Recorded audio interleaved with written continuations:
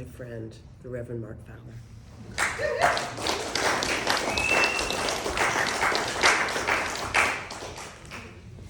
Good morning. Good morning.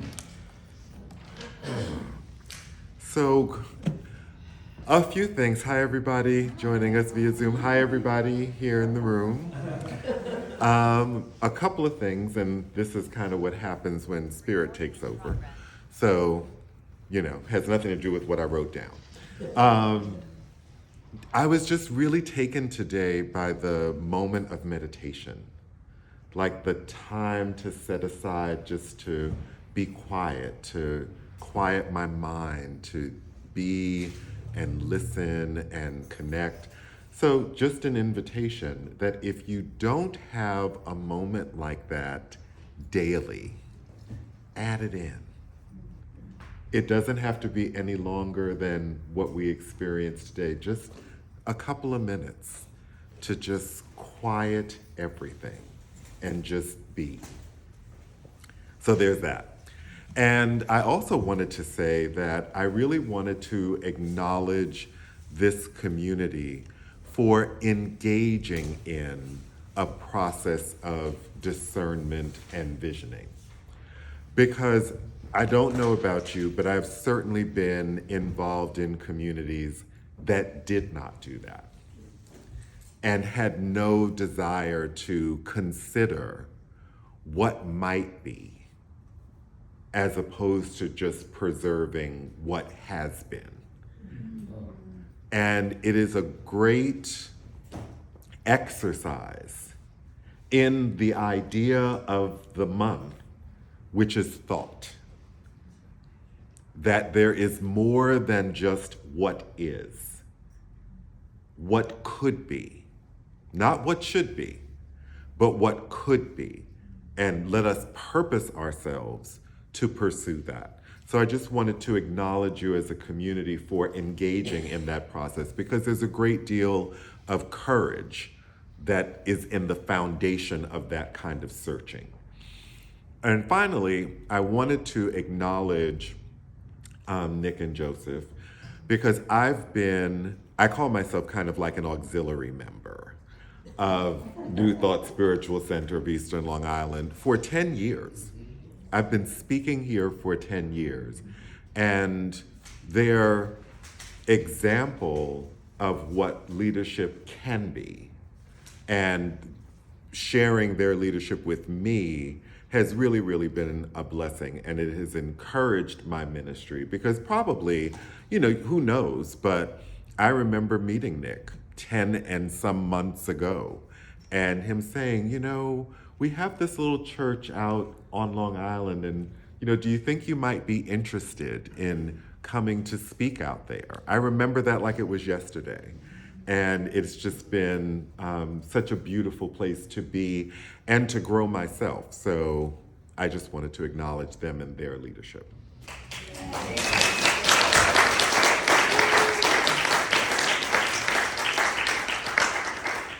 So with that, back to the notes for the day. The title of this talk is The Myth of Thought, as most of my talks have been, with a subtitle of Study Long, Study Wrong. And that's something that we used to say growing up, this idea of, you do want to pay attention to things, but if you begin to just kind of always be thinking, always be ruminating, always wringing your hands about what to do next, then you actually end up doing nothing, except just kind of like caught in this cycle of just thought that devolves into something else.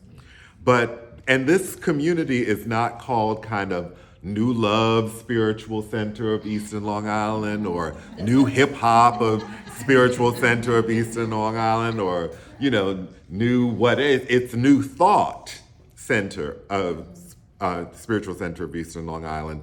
So the idea of thought being one of the principles that is explored over the course of the year is a pretty big deal, because we're actually really looking at what the center of this organization is and the broader idea of what thought is. In the glossary of Science of Mind, and I have a digital version, so sometimes the pages don't align, and Nick and I have tried to find things together, and the digital version is not the same as the printed version. But in the glossary, which I hope is consistent, thought is defined as the movement of consciousness. Thought is defined as the movement of consciousness. And as thought is a spiritual concept, it's subject to some of the same experiences and impressions we bring to any other spiritual concept. And it's very important, though, that we have something we can work with, some idea that we can work with that allows us to fully explore, use, and be used by this spiritual concept of thought. And I will say that thought is, although it is one of the many essences of our relationship to God, thought is one of the primary ways in which we maintain a relationship to God, to all that is, to all that we know, and to all that there is to explore and know. So I'd like to give you 3 questions to just ponder as we talk about this myth of thought. One of them is, what is your relationship to thought as a spiritual principle? This movement of consciousness. What's your relationship to that? The second question is, where or how or when does thought interrupt your relationship with God? And if you will, beginning to discern secular thought from the spiritual concept of thought. And then finally, who's thinking? Who's doing the thinking in your camp? Who's got control of that function, that spiritual function? So the first myth I want to explore is this idea that thinking is enough. That if I just think good thoughts, that's enough. If I just think that things are going to turn out okay, that's enough. The Gospel according to Merriam-Webster defines thought as a few things. Something that is thought is the first definition. So something that is actually thought. And the sub-definitions for that, an individual act or product of thinking. So there is this thing called a thought. A developed intention or plan. Like a developed intention or plan. If you will, the movement of consciousness. Something such as an opinion or a belief in the mind. So something that's kind of hanging out in the mind that we might call the subconscious, or maybe memory of past thoughts that we've had. The intellectual product or the organized views and principles of a period, place, group, or individual. Like contemporary Western thought. There is this body of information that gets condensed into or thought of as thought. Another definition, the action or process of thinking, and then reasoning power is another definition of thought. But the science of mind reminds us that thought is the movement of consciousness. And I just want you to know, I'm going to be talking a lot about that. The movement of consciousness. That consciousness is, that God is, and that it really requires nothing of us to be. Like consciousness is. There's nothing we can do to make it go away. There's nothing we can do to shrink its power, its breath, it's with, like it's just there. And we are inextricably connected to consciousness. But we sing songs like I'm Raising the Veil because periodically we forget that we are inextricably connected to God, to consciousness, to all that is. And we have to remind ourselves, engage in practices like meditation, like raising the veil, to remember that we and consciousness are the same, that we are consciousness. And we are both the moving of consciousness, and we can move consciousness. And I know that sounds crazy, but the idea that consciousness is this thing over there outside of us, and that thought is this other thing outside of us, kind of puts us in this position of being like a checker or a piece on the game board, as opposed to a being that is consciously engaged in the movement of all consciousness throughout the universe. That's really who we are. And we forget. We more generally relate to the idea that thought, from those dictionary definitions, is this something in the mind. It's this thing that we do, almost kind of like we brush our teeth, that we have thoughts, but not that it's a generative process, that there's something that we're actually causing in our lives, in the lives of the people around us, in the world. We think about thought as an after effect. But if we look at it from a different perspective, thought is our ability and our opportunity and even a responsibility to move consciousness in a particular way with a particular outcome. So we look at the world that we're in, and we may say things like, oh, the world is in a bad place and there's a lot going on, but we've got something to do with that. Because we too are moving consciousness and can affect change. So when we're talking about thinking and thinking good thoughts, thinking in and of itself is not enough. Because what we're trying to do is remind ourselves that we can and do move consciousness itself. That when we're talking about bringing about a peaceful world, we are talking about moving the consciousness of the world such that it knows itself as peace. Not just, it would be nice one day if peace came to be. The second myth are that thoughts are actually in your way. That the thoughts that you have get in the way of the kinds of actions and the kind of world and even the kind of person that you could be.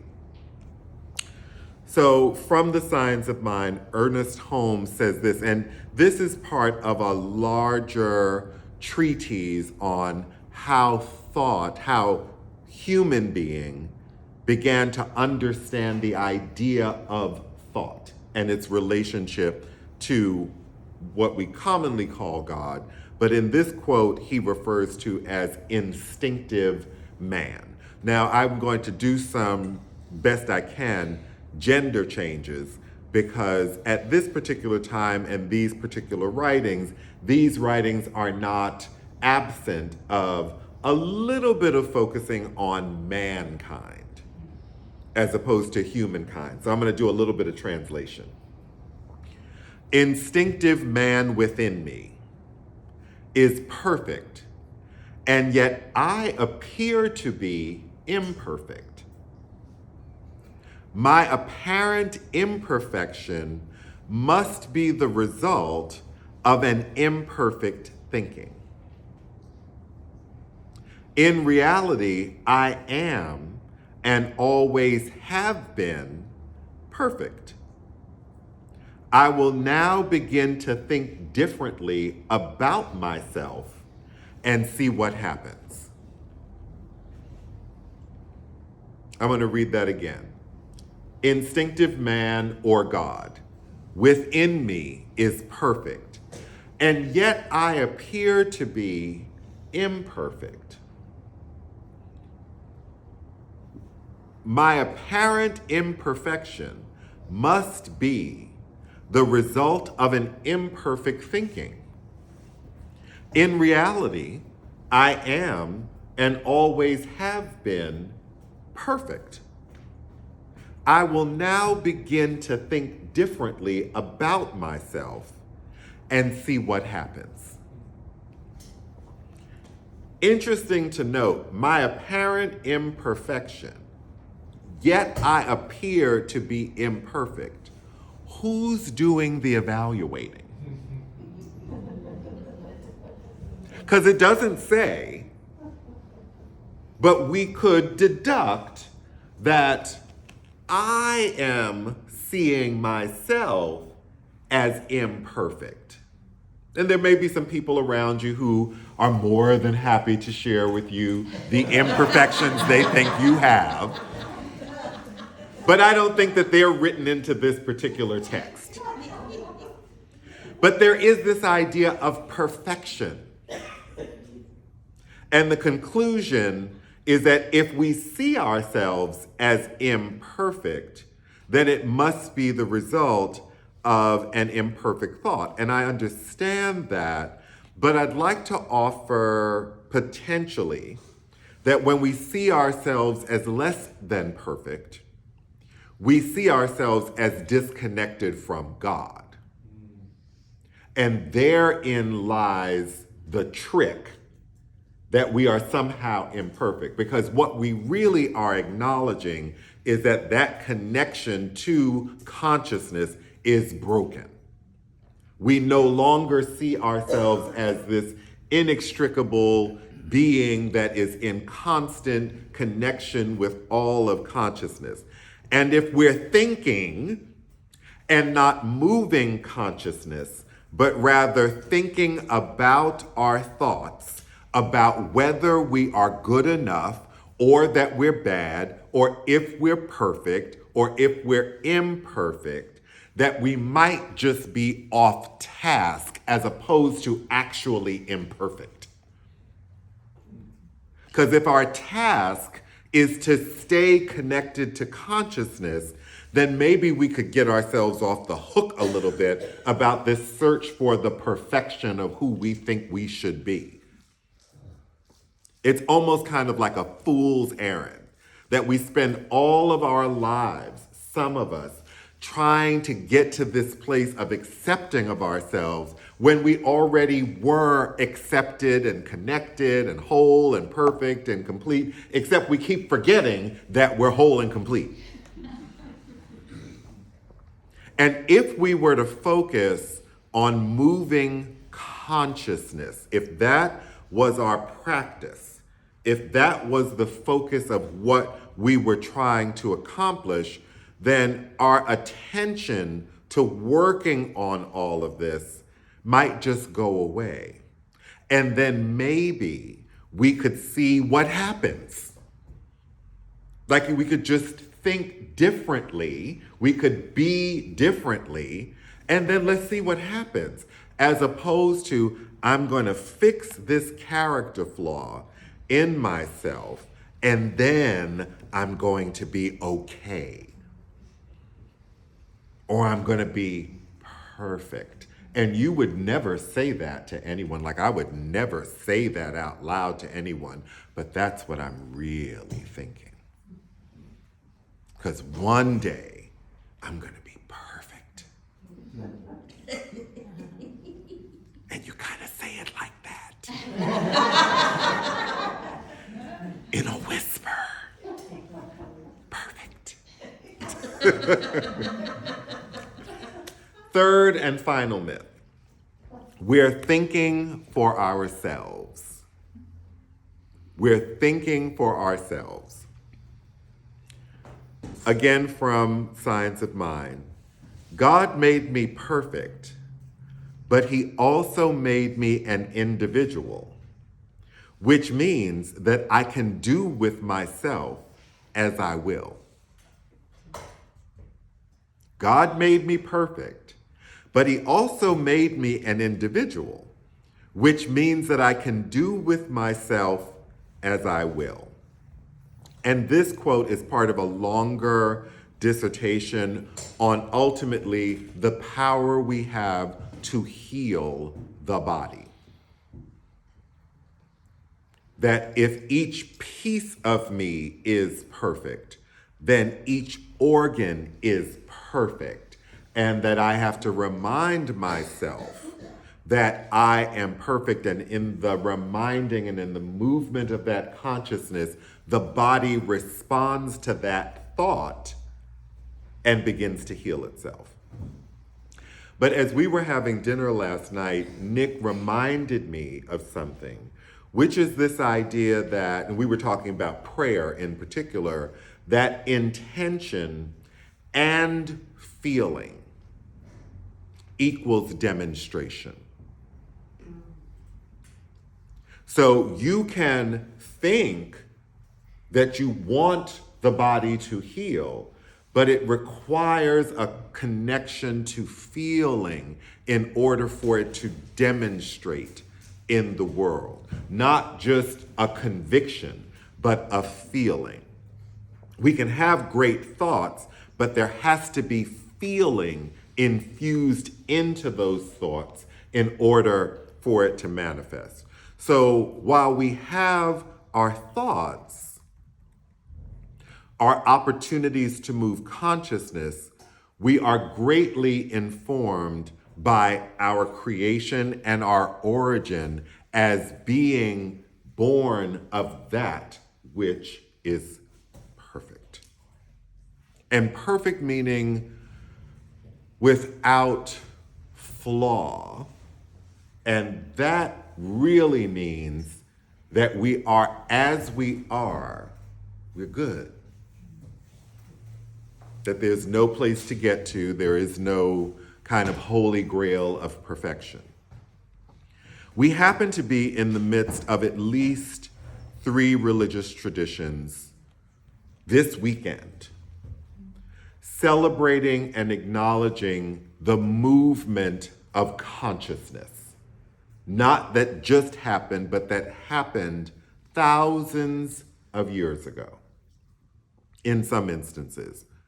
God wanted to reconcile itself to its people. We are told in the story. And that movement of consciousness, that thought, generated an answer from a being who said, "Prepare me a body, and I will go and reconcile your people to you." We call that the story of Jesus. There was another thought. Allah moved consciousness and the thought of a time for his people to abstain from food and drink during the day for 30 days so that they might understand sacrifice and charity and commitment, and to end each day with a breaking of that fast with celebration and reflection. That thought is known as Ramadan, and it exists for Muslims around the world.